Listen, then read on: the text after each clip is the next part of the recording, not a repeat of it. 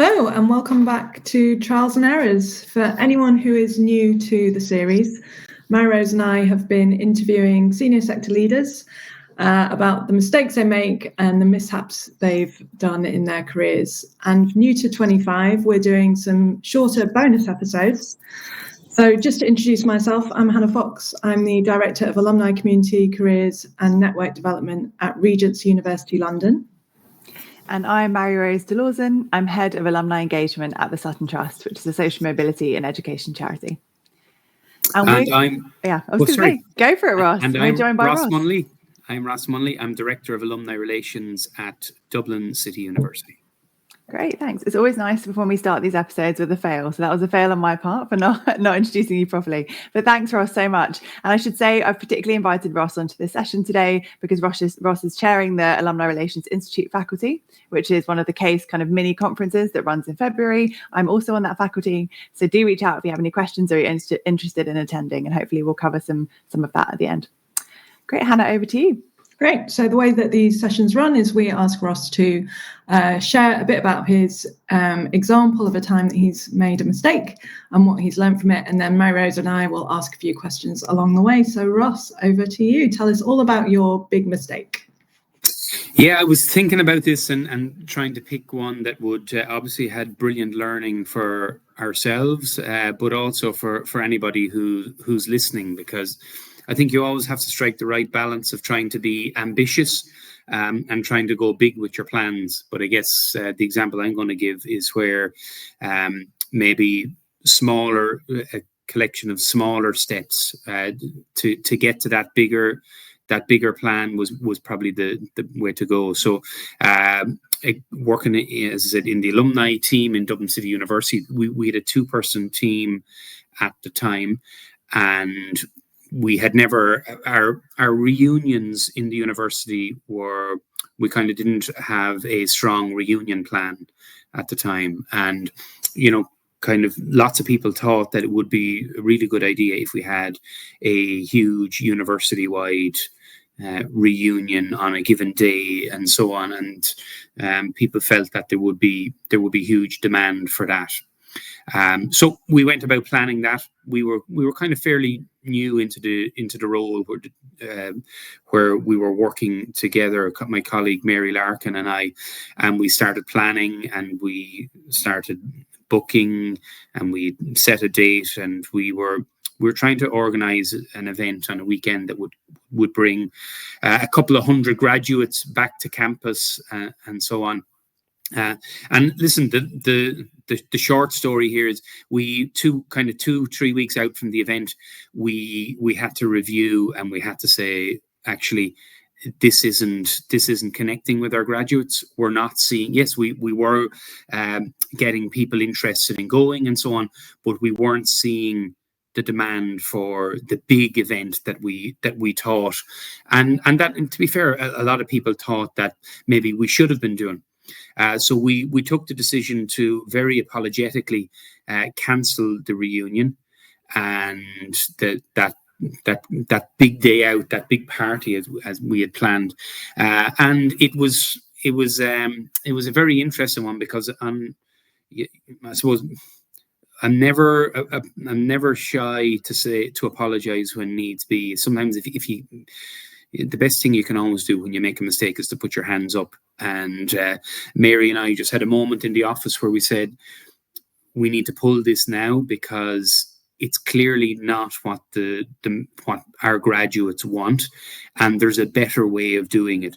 So rather than continuing going the way we were and committing a lot of budget, because at that stage nothing had been paid for, we had no contracts in place or anything that had to be adhered to at that stage. So we decided to pull it. And that was like anything like that, where you're admitting you got something wrong, or that the ingredients just weren't right. That can be difficult, but I think if you always make the decisions about what's best for your graduates, then you'll never go too far wrong. So we ended up pulling that. We didn't go ahead with it. And I guess subsequently then we surveyed our graduates, and we realized that actually there's a huge demand for smaller class-based reunions. And we've started focusing our attention on those. And at this point in time, we have a 4-person team in the alumni office, so we've doubled our size, and we're struggling to keep up with the demand for those individual reunions. So it was a really good learning curve. And I guess the big thing for us was that sometimes, you have to go back to square one and survey the grads again, and if you listen to the grads, they'll tell you what they want, and you can build your program around that. So ask me anything you want about it. It was it was a fantastic learning curve, I have to say. We didn't commit any budget to it that we weren't able to retrieve or anything. We pulled it just in time. Really glad that we did that, and really proud now that our individual reunions are pushing us to the pin of our collar every year in terms of our resources. Thanks so much for sharing that, Ross. And I guess I'm just going to hone in on the point. It sounds so simple, but your point around, we should be always going back to square one, going back to what the graduates want, asking your alumni. It feels like that's such a simple statement, but actually I can so imagine, having also worked in lots of HE institutions, there is a lot of expectation that you run a big reunion weekend, or that there are these types of activities which people see other big leading institutions running, year on year, and you think, should I be doing that? So it's so easy to get caught up in kind of expectations rather than losing sight a bit of that original voice. So a really good point to kind of circle back to. But my first question would be just thinking back to that conversation. I mean, it's great that you didn't lose too much money. It's really good that in the end, actually, it panned out so well. But thinking back to that decision, you said, 2 to 3 weeks out, how did you approach telling, your management at the time? And did it go down well? Did you get the kind of support you were looking for, or was it quite a difficult conversation? Actually, it wasn't, because my line of reporting at the time it has changed since I have a new line manager. But at the time, we met very regularly. And so I would constantly be feeding back in terms of what the numbers were like, what the demand is like, what the interest is like. So kind of, if you don't leave it to be such a big surprise when you're given this kind of news, it's always very, very helpful. So that was really reassuring, that when I went to my line manager at the time and I had to say, we've got an issue insofar as we could proceed, but it won't be what we wanted, and it won't have the number of graduates there because we're obviously not providing what they want. My line manager at the time was really supportive and was very happy as well that we were calling it at a time where we weren't losing any of our funding. So we were able to, the way we had things set up in terms of when it'd be our commitment to pay and so on, we were within those timeframes that we didn't lose much budget at all. So it's just about doing the right thing. And I think, again, if you always put the graduates first and think, is this the right thing to do for the graduates, then I think it can be probably an easier decision than you might think. And yes, you have to be able to say, we misjudged it, we got it wrong, we thought this would work, we didn't. But for me, that was the real learning opportunity, that actually when we go and do things in the future, we're going to rely on the data, and we're going to make sure that we're designing our engagement in such a way that we know this is what the graduates want, they have a desire for, and it's something that they're going to jump at. And the way the reunions have panned out, with graduates coming back for their own classes, they absolutely love them. We get such fantastic feedback every year. And as I said, our issue at the moment is trying to keep up with the demand for them, because the more that we do, the more people find out they want to get involved. And I think one of the big learning curves as well is that when you're doing a class reunion, for example, like we would get ambassadors or an organizing committee together. When we were doing the university-wide one, it was kind of harder to do that because you weren't pulling on specific class groups. You were trying to organize a much bigger one at that point in time. So the key learning as well for us is that when you are trying to bring a particular group back, that actually the leaders and the organizing committee within those groups, they play such a monumental part in actually spreading the message for you. Because as you know, in alumni relations yourselves, you can only contact so many graduates based on your communication is only as strong as the database and the number of updates that you have. Whereas when you're dealing with somebody directly from the class group, they have an ability to contact most of their classmates very quickly and very frequently. And we find that, to be honest with you, the success of the reunions is down to the people on the steering committee, because sure, we can put everything in place and we can make sure that the facilities are right and the music and the welcome and all that is there, but you're really relying on those brilliant graduates who, on their steering committees, they make sure that they can contact the grads that sometimes we're not able to, and they can create that buzz. It's when someone from your own class kind of rekindles those kind of memories from all of the good times that you had on campus and so on, that they have an ability to do that maybe we can't because we don't know the people. So I'd say that those were really important learnings for us and why we so value our steering committees. Yeah, I think it's such a relatable example, Ross, and I think all of us in alumni relations have been through an event of some kind that has not gone to plan or didn't turn out as expected.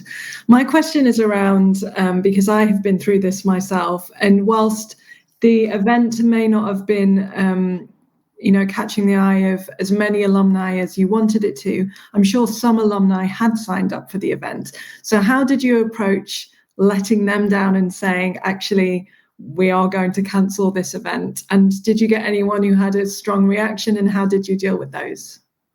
Yeah, I suppose that part is where you just, at the time, we just had to be very upfront, very apologetic, and very, very honest, and just say that we're sorry. The event is not shaping up like we had expected.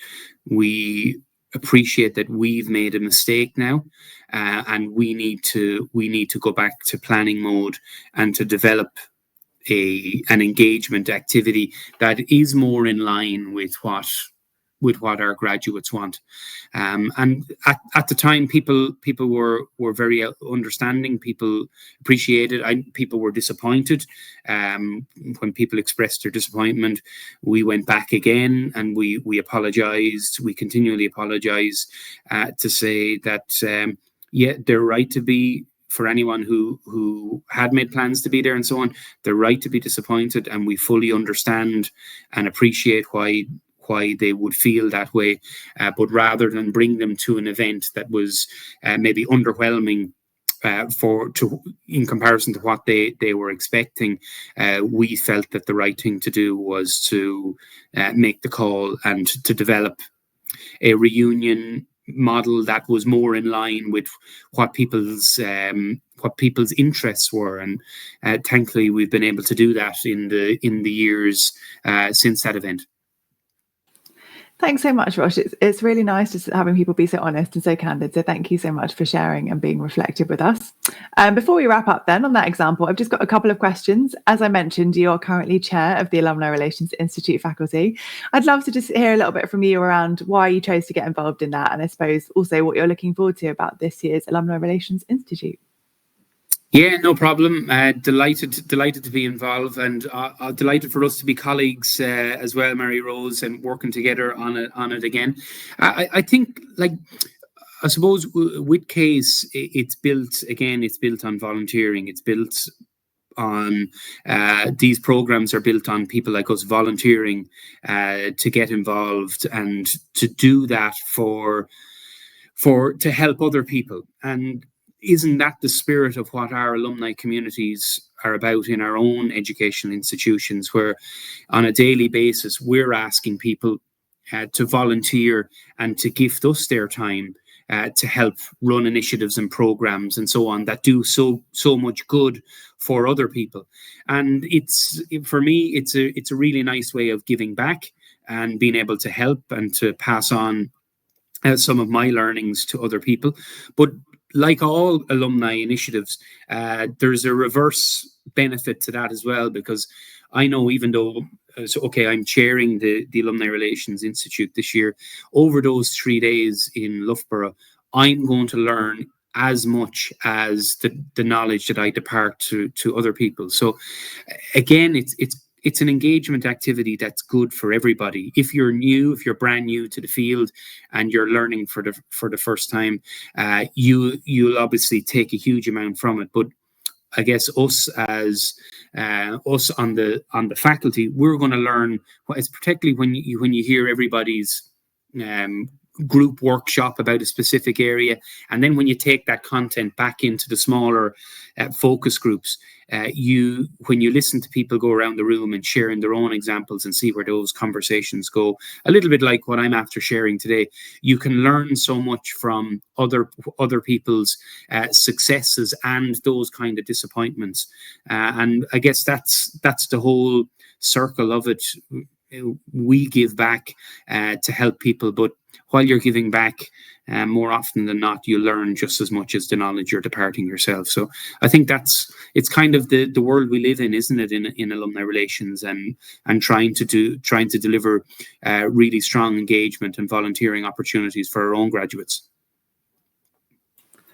That's great. Thank you so much. Yeah, I completely agree. I feel like I learned lots even from your presentation last year, or some of the stuff around alumni awards and your alumni council. I've made loads of notes. So always good. Everyone's learning, and it's a really nice few days. So please do register now if you're interested in attending. Hannah, I'll let you wrap up. Great. Well, Ross, thank you so much for joining us for this little bonus mini episode of Trials and Errors. We've got some more on the way and our regular series back as well. So Ross, thank you very much, and we'll see everybody next time. My pleasure. Bye.